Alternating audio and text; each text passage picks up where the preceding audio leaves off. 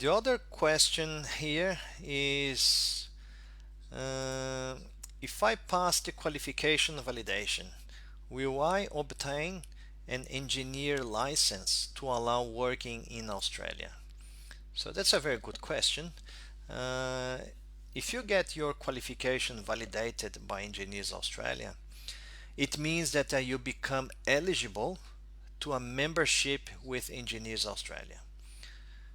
And then let's assume that you become a member of Engineers Australia. You've got your membership with Engineers Australia, you've got your number, uh, but that number, it's different from allowing you to work as an engineer in Australia.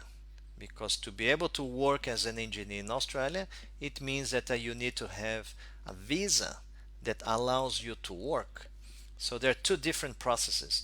One process is to validate the engineering qualification, and the other process is to work. So one is validation and the other one is work.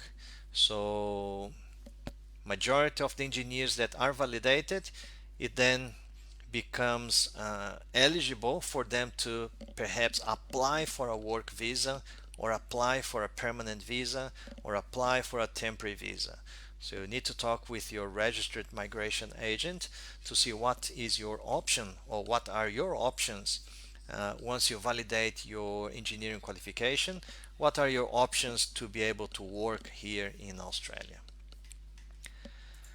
And obviously, if you are international students, you can work 20 hours a week, and perhaps you can get a job, a part-time job, that you can work 20 hours a week as an engineer.